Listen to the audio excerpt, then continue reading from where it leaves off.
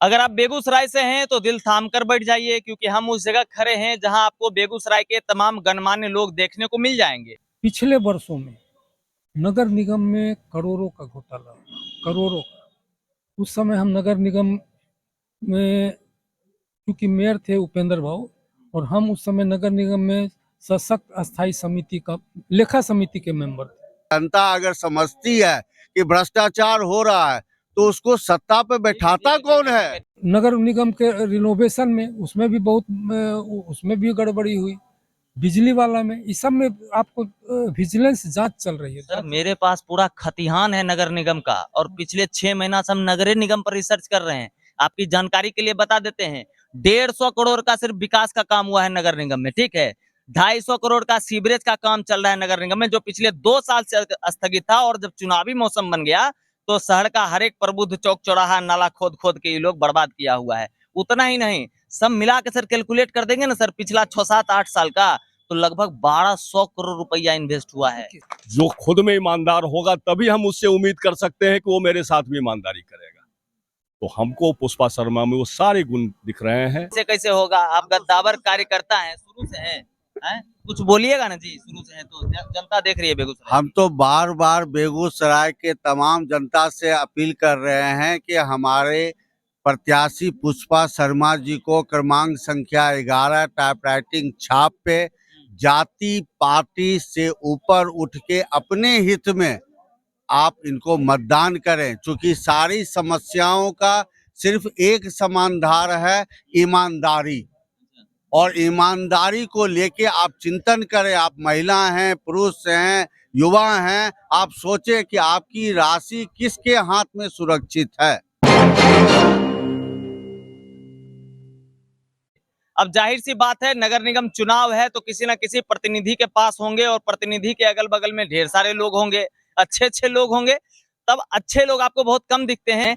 खैर, एक माहौल दिखाइए, चारों तरफ घुमाइए, पहले इधर से घुमाइए और अच्छे अच्छे लोगों को दिखाइए, क्योंकि ये शहर के वैसे चेहरे हैं जो नाम और पहचान के मोहताज नहीं है। इनको सब लोग जानते हैं। पर बीते कुछ सालों से बेगूसराय नगर निगम की जनता जो परिस्थितियां झेल रही है, कि जिस तरीके से सड़क बनाया जाता है, सड़क उखाड़ा जाता है, फिर सड़क बनाया जाता है, फिर उखाड़ के नाली बनाया जाता है, और फिर नाली का ढक्कन गिर जाता है, फिर उस पर सड़क बनाया जाता है, ठीक है।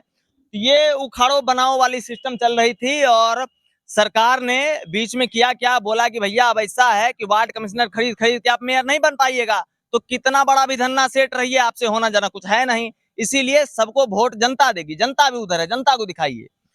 खैर, हम यहाँ मौजूद हैं और यहाँ हमारे साथ पुष्पा शर्मा जी हैं, जो मेयर पद की उम्मीदवारी भर रही हैं। और बेगूसराय में पहली बार जब नगर परिषद का ये माहौल था, तब पहली बार ये चेयरमैन थी, और इनका एक अच्छा कार्यकाल रहा, लोग इनको याद करते हैं, और अच्छे खासे परिवार से बिलोंग करती हैं, बेहतरीन इनका एक बैकग्राउंड है। और बगल में जो साहब बैठे हुए हैं, ये पूर्व में रह चुके हैं, मेयर साहब अग्रवाल साहब हैं, और तमाम लोग जो यहाँ बैठे हुए हैं, सबके सब किसी नाम और पहचान के मोहताज नहीं है। तो पहले हम साहब से पूछेंगे, सर स्वागत है आपका न्यूज हॉट पर। ये सर जो हम बोल रहे थे अभी कि जिलावासी पिछले 5 साल, 7 साल, 8 साल से झेल रहा है इस नगर निगम को, कौन जिम्मेदार लोग हैं इसके? सच पूछिए तो टाउन प्लानिंग एक तरह से नहीं हो पा रहा है। यदि टाउन प्लानिंग हो तो ऐसा नहीं होगा। अब देखिए, कुछ दिन के बाद ऐसा होगा, अभी तो मान लीजिए बन गया, सीवरेज प्रणाली बन जाएगा, सड़क बन जाएगा, फिर कुछ दिन के बाद ऐसा होगा कि अंडरग्राउंड वायरिंग हो इलेक्ट्रिसिटी, फिर एक समय आएगा कि भाई गैस का, कुकिंग गैस का हो, फिर टूटेगा, फिर ये परेशानी है। लेकिन फिर भी अब क्या किया जाए, तो सब अभी देखिए तो अगर हम कहें कि who is responsible for all of this seat, then आपका आंसर क्या होगा? पिछले वर्षों में नगर निगम में करोड़ों का घोटाला, करोड़ों का। उस समय हम नगर निगम में, क्योंकि मेयर थे उपेंद्र भाऊ, और हम उस समय नगर निगम में सशक्त अस्थायी समिति का, लेखा समिति के मेंबर थे। नगर निगम के रिनोवेशन में उसमें भी बहुत, उसमें भी गड़बड़ी हुई। बिजली वाला में, इस सब में आपको विजिलेंस जांच चल रही है। सर मेरे पास पूरा खतिहान है नगर निगम का, और पिछले 6 महीना से हम नगर निगम पर रिसर्च कर रहे हैं। आपकी जानकारी के लिए बता देते हैं, 150 करोड़ का सिर्फ विकास का काम हुआ है नगर निगम में, ठीक है। 250 करोड़ का सीवरेज का काम चल रहा है नगर निगम में, जो पिछले 2 साल से स्थगित था। और जब चुनावी मौसम बन गया तो शहर का हर एक प्रबुद्ध चौक चौराहा नाला खोद खोद के ये लोग बर्बाद किया हुआ है। उतना ही नहीं, सब मिला के सर कैलकुलेट कर देंगे ना सर पिछला 6-7-8 साल का, तो लगभग 1200 करोड़ रुपया इन्वेस्ट हुआ है। तो हमने बहुत सारे फाइलों को देखा। आप सोचिए कि जो 80 रुपए का जो बाल्टी था वो 800 रुपये में खरीदा, बिना बिना टेंडर के, कि बुडको ने कर दिया तो और तो और उसी वो जो टेंडर लिया मुश्किल से 17-18 करोड़ का चीज था, 15 करोड़ का चीज था, और लिया गया 1.25 करोड़, 15 लाख का चीज था और 1.25 करोड़ में लिया गया। तो सोचिए 1 करोड़ तो वही घोटाला हुआ। फिर और तो और करोड़ों रुपए का वाहन खरीद हुआ। वाहन तो देखिए जो एजेंसी होता है उससे लेने पर आपको कुछ रिबेट मिलता है। उन्होंने क्या किया कि जिसने बाल्टी सप्लाई किया, ये देखने का चीज है, जिसने बाल्टी सप्लाई किया उसी के द्वारा वाहन खरीद हुआ, उसमें भी घोटाला किया गया। सीवरेज जो है, सीवरेज ठीक है नगर निगम क्षेत्र में हो रहा है, लेकिन इसका जो टोटल कमांड जो है वो बुडको है। सर कमांड बुडको है तो कमांड वही आदमी कराएगा ना जो कुर्सी पे बैठा हुआ है। अभी देख रेख करेगा आदमी की नहीं कि छोड़ देगा कि भाई कंपनी वाला आया है, बिहार सरकार भेजा है तो भाई तुम अपने हिसाब से कर लो। कल मैं वीडियो बनाया हूँ वी मार्ट के सामने में 3 नंबर का सर ईटा यूज कर रहा है वो लोग, क्या मसाला लगा रहा है पता नहीं चल रहा है। खैर छोड़िए, हम इनको इन सब बातों से अभी चुनाव के बाद चर्चा करेंगे इस पर, ये काम अभी लंबा चलेगा। इसमें ये कहना चाहते हैं, देखिए 1.5 साल 2.25 साल से अभी नगर निगम भंग है। नगर निगम के जितने पदाधिकारी हैं उस पर किसी का नियंत्रण नहीं है, न निवर्तमान मेयर का, न डिप्टी मेयर का या पार्षद लोग का। तो ये कौन कर रहा है, उनका कोई नियंत्रण नहीं है। तो आप समझ सकते हैं कि किसके द्वारा ये किया जा सकता है। हम किसी का नाम क्यों खोलेंगे जब निवर्तमान मेयर नहीं है, डिप्टी मेयर नहीं है या पार्षद का कुछ नहीं चल रहा है, अधिकारी हैं जिसके कारण सफाई भी व्यवस्था ठीक नहीं हो रही है, बहुत सारे कार्य भी ठीक नहीं हो पा रहे हैं। इसका तो इलेक्शन जल्द से जल्द होना चाहिए था, आज 2 साल के बाद लगभग होने जा रहा है। पुष्पा शर्मा जी के साथ आप हैं, आपका एक अलग चेहरा है सर, बेगूसराय की जनता आपको जानती है, एक प्रॉपर व्यवसायी वर्ग है जो आपसे परिचित है, आप गार्जियन के स्वरूप हैं, जिधर आप चलिएगा उधर सब लोग चलेंगे। तो ऐसा क्या है मैडम में कि आप इनके बगल में कुर्सी लगा के बैठे हैं? देखिए मैडम में एक बात ये है कि ये कोई जाति धर्म समुदाय को नहीं मानती, ये इनका गंगा जमनी तहजीबी और वो सबको समान मानती है।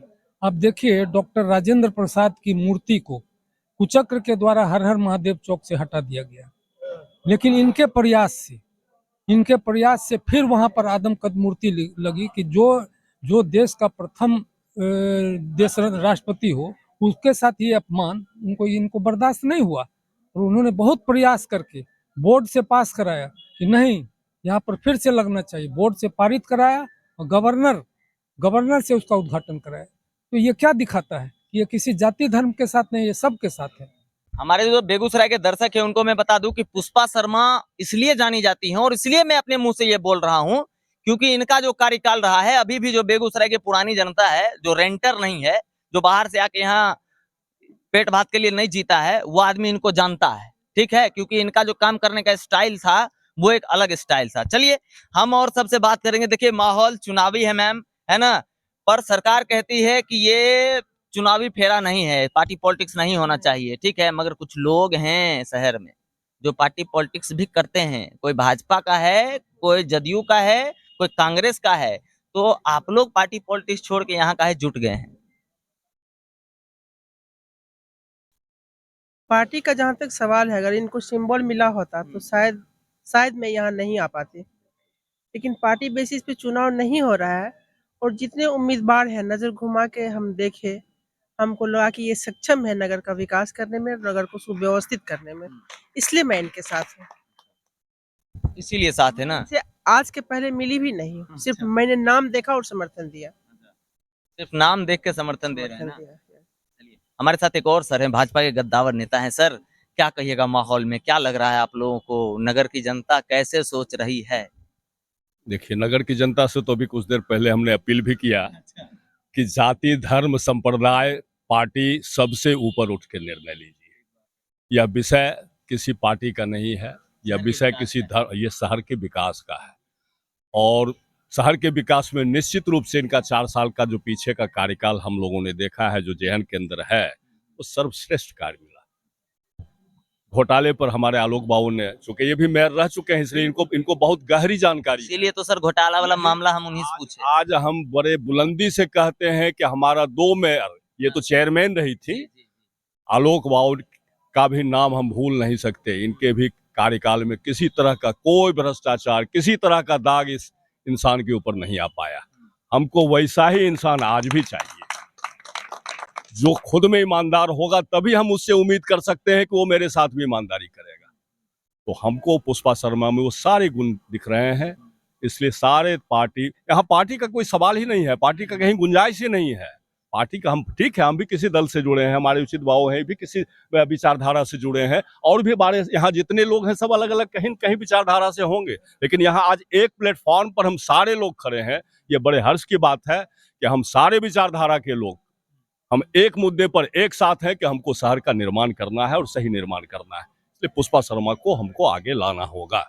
चलिए, तो दर्शक जो देख रहे हैं उनके लिए बता दें कि यहाँ जो है हर एक तरह, जैसा सर ने बताया कि हर एक विचारधारा के लोग यहाँ मौजूद हैं, और वो सिर्फ इसलिए मौजूद हैं क्योंकि वो नगर के विकास की वजह से मौजूद हैं। अगर पार्टी पॉलिटिक्स का चुनाव होता तो क्या सर, अगर पार्टी पॉलिटिक्स का चुनाव होता तब तो यहाँ नहीं ना बैठते।